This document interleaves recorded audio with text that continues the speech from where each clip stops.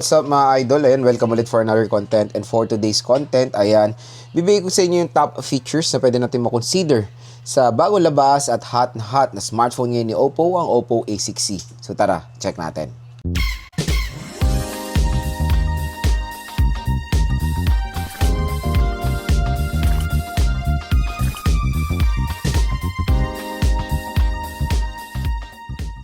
For today's content mga idol, quick review tayo dito sa bagong labas sa smartphone ni Oppo, which is the Oppo A6C. So itong smartphone na to is isa sa contender when it comes sa entry-level segment ngayon 2026. And alam nyo naman sa panahon natin ngayon, tumaas po lahat ang presyo ng mga smartphones, legit yan. Lahat po nagsitaasan, mapa console, mapa gas, lahat, di ba? So dahil yan, yung sa reason sa smartphone, isa RAM shortage na nangyayari na hanggang 2028 po yan. Kaya expect nyo, ang mga karamihan ng smartphones today, skyrocket po ang presyo. Pero meron tayong mga platforms na pwede nyo makuha ng sobrang mura lang ang mga smartphones na to. Like etong online platforms. And official store po to ni Oppo sa online. So tap mo yung video, may link dito, may shopping button dyan. Dyan lang kayo bibili nitong Oppo A6C dahil dyan yung makukuha ng napakagandang deal etong smartphone na to. So para kumbaga when it comes sa affordability, maging pasok siya sa inyong budget, okay? So ang SRP nito, SRP muna, ito yung possible na price na pwede nyo makuha sa mall. Ang SRP nito is 13,000 pesos for the 4GB of RAM and 128GB of internal storage. So, parang out of this world talaga yung presyo nito when it comes sa kanya SRP. Tapos, ganyan din specifications niya.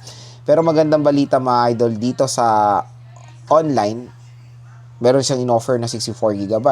So, yung 64GB of internal storage ng Oppo A6C, pwede nyo makuha at possible price na 6,000 pesos. So, pwede nyo pa siya makuha na mas mababa pag dito kayo bumili sa ating link. Then, may naghihintay po sa inyong special voucher na up to 1 to 2,000 pesos off. Ayan po ay exclusive discount voucher dito sa ating video. Yan po ay pala collaboration ng YouTube Shopping and ng mga online platforms para sa mga consumers natin makabili ng napakagandang deal ng mga smartphones sila. Pero when it comes dito sa 4GB 128, which is ito yung SRP na 13,000 pesos, usually I think pwede siya makuha ng 7 to 8,000 pesos.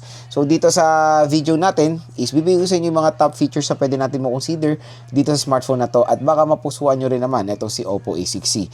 Pero magiging honest din ako sa mga ibang specifications nito para maging fair din dito sa ating mga consumers. Syempre, unang top feature na pwede natin mo-consider dito sa Oppo A6C is of course the battery. Ito ang isa sa pinagmamalaki ni Oppo dito sa smartphone na to. Meron siyang large battery capacity na 7,000 mAh battery capacity. Alam nyo naman, in today's time, naghahanap tayo ng karamihan sa atin naghahanap talaga ng malaking battery. Kasi marami na pa tayong ginagawa smartphone. Ang smartphone po natin ay kailangan na natin siya. So, ano na siya, parang basic necessity na siya ng isang consumer sa pang-araw-araw. Kasi, dyan na tayo umiikot trabaho, negosyo, pera, transactions, lahat nagagawa na natin sa smartphone or kailangan na natin gawin sa smartphone. So, iba ay nagiging practical when buying smartphones. Iba talagang kailangan lang nila, hindi sila nagpapalit, di ba? So, kailangan nila ng battery na maglalas ng ilang taon at future-proof ang specifications. So, yung 7,000 mAh battery capacity, na yung mga idol, expect nyo future-proof yan. Parang yan ay magiging minimum in 3 years or 4 years time, di ba? Dati, noong 2019, ang nakakagulat na battery is 5,000 mAh battery capacity. So, ngayon, maliit na po yan sa mata ng mga ibang consumers natin. Kaya, etong si Oppo A6C, yan ang magiging buying factor ng karamihan ng mga consumers natin, yung battery na ito. Although, ito yung sinasabi ko, magiging honest. So, although the charging rate is too crappy, it's 15 watt charging rate. Ano ba meaning yan? Mabagal po siya mag-charge. Yun, in short, mabagal siya mag-charge. Kung tinero mo yung 15 watt charging rate sa 7,000 mAh battery capacity, baka mga 3 oras po bago mag-full charge itong smartphone na to. So, ganun siya katagal to charge sa 15 watt charging rate. Expect nyo na yan dahil malaki battery capacity na yun. Yun lang isang nakakalungkot. Sana at least kahit 33 watts ang binigay nila dito para naman mas maging, kumbaga, sulit sa mga consumers natin, di ba? Next, na magandang feature nito is the camera. Yung camera nito is 13 megapixels with 5 megapixel front. Yes, you heard it right.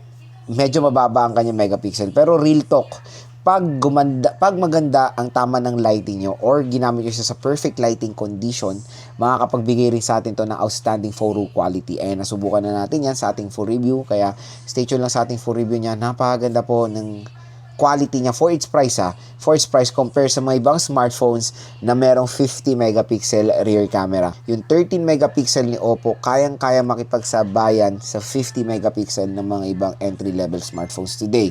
So yan yung nagpapatunay na hindi po tayo nagbe-base sa taas ng megapixels when using the camera ng isang smartphone or yung quality ng camera ng isang smartphone. We need to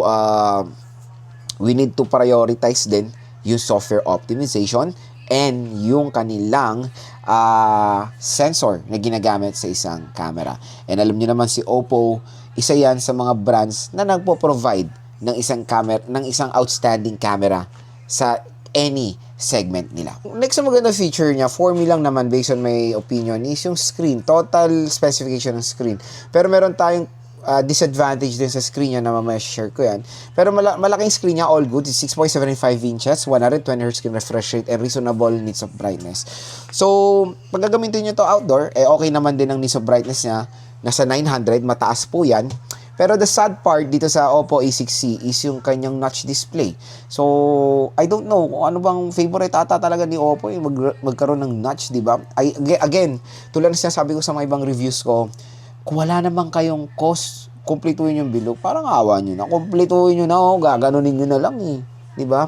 Yung mga ibang consumers kasi, hindi na nila piniprefer ang putol na display kasi it's too outdated now when it comes sa design ng isang screen. Pero iba, sinasabi nila, hindi naman nakaka-affect sa performance nila, so okay naman. Yes, given, hindi po yan nakaka-affect. Pero when adapting sa innovation ng isang smartphone, kailangan nila mag-adapt eh. Kasi yung iba, for this kind of price tag, punch hole na po ang ino-off. And ito pa, yung isang nakakalungkot na part is HD plus 720p resolution. 720p resolution. So yun, again, parang the sad part sa mga popular brands today, for this kind of price tag, new normal na nila ang HD plus 720p resolution sa presyo na 10,000, 15,000, 13,000. Ito, SRP na ito is 13,000 tas HD plus 720p. Yan yung nakakalungkot. Yung mga specifications na nakikita natin sa budget smartphone last year, nakikita natin sa mga higher entry-level phones this year. Yan yung isang effect ng sinasabing RAM shortage or surge price increase ng mga smartphones today. They need to cost cut something para ma-achieve pa rin ang affordability ng isang device. Pero yun nga, even though it's HD plus 720p, I know sa mga ibang consumers is mababa na talaga yan. Pero pag ginamit nyo ng actual ng Oppo A6C, malaki pong tulong yung 90Hz screen refresh, yung kanyang 900 nits of brightness sa quality netong smartphone na to. So, sa operating system, all good naman, it is updated, it's Android 16 with ColorOS 16. Ito, usapang processor, ito hindi siya top feature pero I need to share when it comes sa kanyang processor is Unisoc T7250. So, when it comes sa kanyang SRP, definitely it's a big no-no, including for its sale price na 7,000 pesos. Pero I think, tulad nga sinabi ko sa inyo, even Transsion, nilalagay po ang Unisoc T7250 sa presyohan ngayon na 7,000 to 8,000 pesos or including 10,000 pesos. Parang yun yung nagiging talamak na processor ngayon.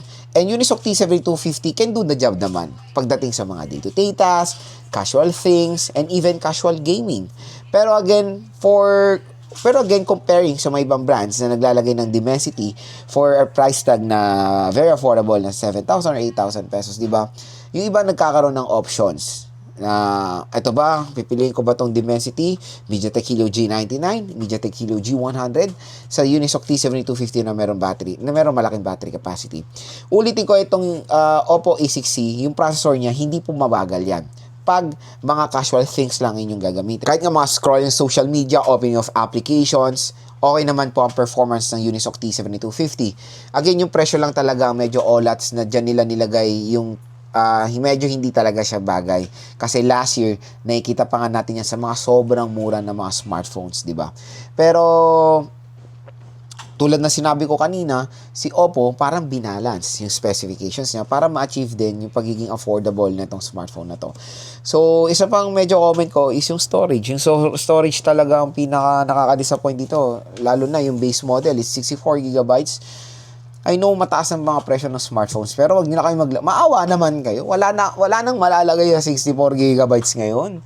Parang software na lang 'yun parang yung mga bloatware na nilalagay niyo na lang yung 64 eh. Maawa naman kayo sa mga consumers na bibilin to ng matagal. Ako nga, real talk, binili ko dito sa review ko 64 gigabytes to experience it, to share sa mga consumers natin. Kamusta pa ba ang 64 gigabytes ngayong 2026? Isang answer ko diyan, hindi na talaga worth it. Okay? So, kung kukuha kayo, go for the 4GB 128. Pero itong tanong, Lods, ito lang talaga kaya ng budget ko, 64GB at gustong-gusto ko po yung Oppo A6C. Kamusta naman po pag binili ko siya? Meron naman isang alternative to expand your storage via micro SD card kung kinuha nyo ang 64GB of internal storage. Pero yet again, ang memory card is just for storing photos, videos, files and all, pero you cannot install or you cannot store yung mga applications or yung mga games nyo sa smartphone. Kailangan nyo pa rin or magre-rely pa rin kayo sa internal storage ng iyong device. Kaya you need to be practical in buying this Oppo A6C. For me, I suggest go for the 128 gigabytes. Pero medyo malayo kasi minsan 2.5, di ba? 2.5 ang price difference. Depende na lang kung magkano siya makuha talaga. So yun mga idol, ang ating top feature so far dito sa Oppo A6C. And sana nakatulong po ito sa inyo kung nagde-decide kayo bumili na itong smartphone na to. For me, overall, pag nakuha nyo siya ng sale price, okay naman. Can do the job.